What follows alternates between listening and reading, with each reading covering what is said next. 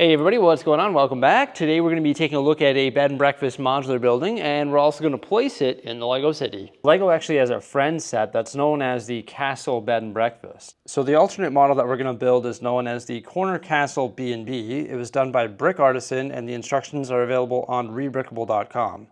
The instructions do cost a little bit of money there, but they're really well done.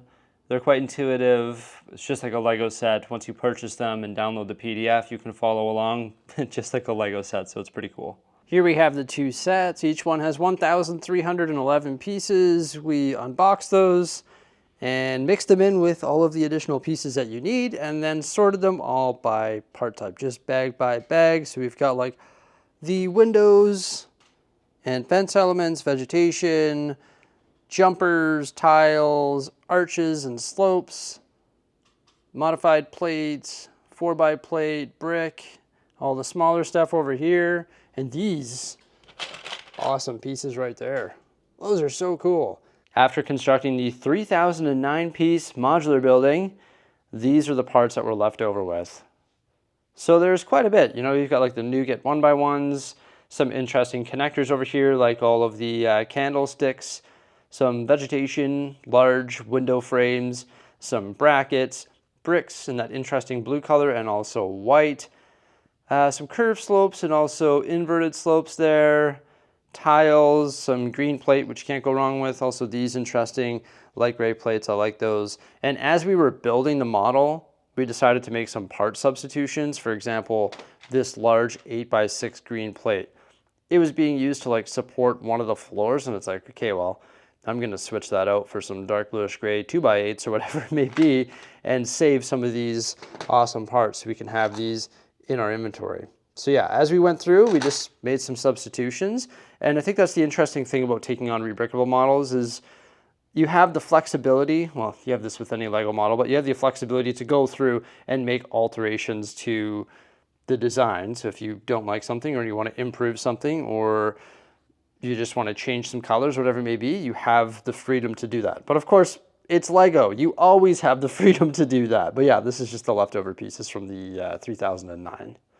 There we go, everybody. It is the Corner Castle B&B, which of course is a corner modular building. So we have two flat sides, which can go up against other modular buildings, and it can act as a corner in the Lego City. We've got those sand blue colors on the roof, these like beautiful pre-molded elements and the triangles that match up with those, and those are hinged in spot there. Lots of nice detail with the microphones. I love this peach color, like nougat color, I believe it is. Some interesting building techniques to frame the windows with the masonry bricks and the curved slopes, which are mounted in there with the forward-facing studs on the modified bricks. And you got some vines creeping up the side there, some nice trees coming up the side of the building as well, one on either side. The signage for the bed and breakfast, so there's two signs decorated with those fancy elvish pieces. These windows down here are nicely framed with the candlestick elements. All sorts of vegetation in the planters just below the windows there. And those planters are framed with the green frogs and also the rounded nougat tiles. Also a blue door over here. And it's sort of like symmetrical, right? We've got the same sort of building techniques over here and over here. I think it presents very well. There is a couple things that I want to change. These are sort of loosely fitted on there, the vegetation that is. So when you take the floors apart, those can fall off and these trees can sort of get in the way, but I think the trees really do add a lot, and so does the vegetation. So I want to keep that, but something that I want to try and change and use some more parts is actually just like the squareness of this here. You see how it's like a rounded plate, and then we have like some gaps and stuff underneath the window. I want to try and see if there's a way to fix that. So it should be interesting. But I like all the different color combinations there with like that light blue color, the dark blue, the nougats, that like light nougat color, also the white and the sand blue roof. It looks really good. So there's actually two doors. There's one here, one here. There's lighting above the doors. Then there's just various furniture builds in there with some area rugs and a little check-in booth right there below the stairs. And the stairs are built using the arch elements, and then we have all sorts of sticker and print detail on the walls. So that's sort of the ground floor there. It is lifted up a brick, so we have our mills plate, of course, but then it is lifted up another brick and topped with the tan plates. There was some random stuff in there supporting the tan plates that's lifted up a brick, so we decided just to change that up with 2x2 bricks. That's some of the parts that we were able to conserve because they were using like some of the curved nougat elements under there. But yeah, pretty cool. You got some food in the front window there. Yeah, nothing too crazy. It's like the same armchairs over and over again, but the designer is using the original furniture builds from the set, I believe. And then on the second floor, which is this one here, there's another set of stairs, and there are some doors leading into the rooms. So we have one room right here, just with a bed and a little table there against the wall, and a washroom with a bathtub right up against the window, which is pretty funny. And then a smaller room, or another room right here with, once again, a bed, a little side table, and a bathtub right up against the window once again. And these are all topped with that interesting blue color. And the stairs lead up to the next floor, which consists of a larger room that has a larger bed.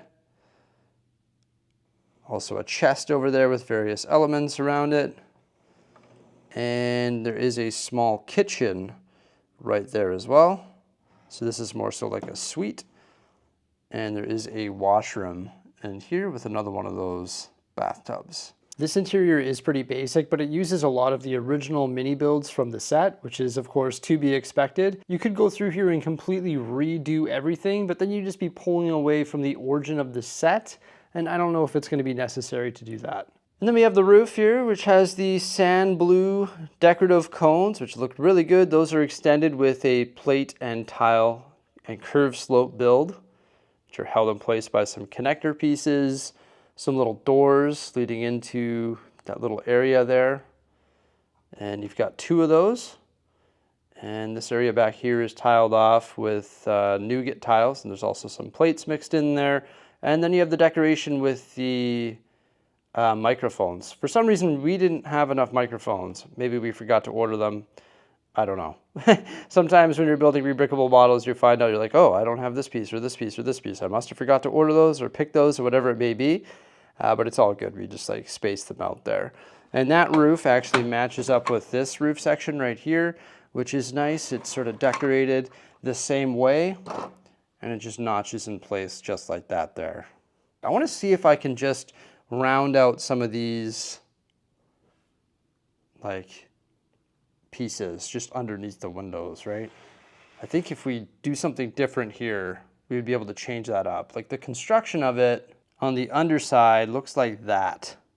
You can tell it's a rebrickable model because all these random pieces are holding the floor together, which I don't really mind because I have no use for all of these random pieces in our inventory, so I'm not going to switch those out because they're fully supporting it. But I feel like we can do something different here to tidy up that connection point, maybe with like more odd shaped white plates or something, even white tile, just because it looks a bit squarish in some areas. Specifically these tiles right here too, you can see there's like a square tile underneath. So yeah, I just want to try and round out this a little bit underneath these windows. This is what I came up with. I've got the wall panel here ready to be reassembled. So we have this old plate here, which is like the Luke's Land Speeder plate. That's what I'll call it. I got rid of that. I think it was making it an awkward shape. So I think I'm going to use these right here. They're like the 4 wide ones. And I'm going to offset it like so. So they're 2 studs apart. And then attach this wall to this stud here and change up this tile and add a 1/4 round tile there. And that is going to attach like so. So now we have like this separate module. I already redid all the plate work under here to accommodate this design. Because of course I had to fill in the plates or the studs that were removed from this. And you can see there's a 2 stud section popping out right here. It's like a 2x4. So this will actually just slot right into that on top actually, like that. But first I'm gonna put the bathtub back in, and I'm also gonna add a 1x6 tile along there, and I'll pop the bathtub in against the window. And now we have all these studs that can adapt to that on the bottom. So that sort of gets installed like that. And then I put the curved tiles back on the top, so it holds it together along the top as well. And I think that's just like pretty well cleaned up there. Got rid of all of the random stuff. I've just got to make sure it's all pushed in place here. I'll do that off camera. But yeah, I think that cleans it up pretty nicely when you compare it to this over here. That's sort of like the old right there compared to that. Holy, I'm casual, hey? That's funny. Okay, but this is what I'm talking about. It's just tidied right up. And I get why Brick Artisan wouldn't do this. They don't want to introduce too many pieces into a rebrickable model. Like designers, they don't want to say, okay, well, we're going to completely change everything. They want to try and use as many parts from the original sets as possible. But yeah, I think I'm going to go around and just tidy all mine up, just because I think that curve just looks a lot better. I hope I have enough parts to do that, because I've got to do it here and then there and also over here. So I've got to do it 3 more times. I hope I have enough plates, just because I much prefer the look of it. I think it looks a lot cleaner, less boxy. Pretty sweet looking front entrance, eh? I like the handrails and also the shield tile work on the bottom.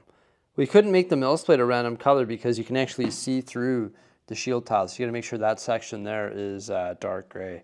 But then we did the rest in light gray. I like the tile pattern there too. So I did find enough parts to switch up all 6 windows. So now all the plate work underneath I think looks a lot more consistent. Just cleaned it up a bit too. I just think it's a cleaner look. I'm starting to think about the roof here now. I might do the exact same thing. See how it uses those rounded pieces like these here? I might switch those out for the 4 wide ones and have it so the tan comes out so we don't have that stud exposed right there. So just have it more so follow the regular blue color there. I think that'll be a pretty easy modification to make and will definitely be worth it. So just swap those out for the 4x4s on either side. So deconstruct it even though we just finished building it. I just realized that these handrails were missing, so I installed those. And this is the modified roof. So I actually flipped these plates inward facing and replaced them with those 4 wide ones and then have the same 2 studs in the center. I kept this 1x8 plate going across because that matches the blue tiles on the top of the roof there, and framed it with the 1x2 rounded plate, so we have like a rounded edge there, but those do pop out a little bit, but I don't think it's as prominent as it was before. And I also recessed it. I don't know what happened, but the math made me recess it 1 stud. So I actually brought these triangles in 1 stud, which I don't think changed a whole lot or doesn't really matter in the end. And when you attach it like so, I think it's pretty seamless now, pretty smooth. A little bit rough right there, but I don't think it's as rough as it was. And I think this is just way cleaner and presents nicely. And I don't even know if I want to bring the vegetation up top here. I probably could. What I could do is actually just replace one of these bricks on either side with 1x2 with the axle hole, and then stick it into the axle hole so it's actually wedged in place and doesn't like fall off the model when you go to move it. But then I would be replacing one of the masonry bricks with an axle hole. Should I do that? Maybe. Okay, I'll try something out here, I guess. But yeah, what do you think? The bed and breakfast is looking pretty good now. I've got it plopped down on the island. But you know what? Even when I just test a little section of it, and I see like the flowers there, I just think it looks better without it at this point. Your opinion, everybody. Attach the flowers or leave them off? I mean, they do sort of creep up the side walls right here, like coming out of the garden, so I think that's pretty authentic, but would they be up here? I mean, you'd want to affix them in a way so they don't fall off, and you'd want to put them at a organic angle. So I think it looks better without it. I think it just, once again, looks cleaner like this. So I'm gonna leave it like that. There we go, everybody. It is a hybrid bed and breakfast. Rebrickable model, set, and also my own modifications. And that's what's so cool about rebrickable models.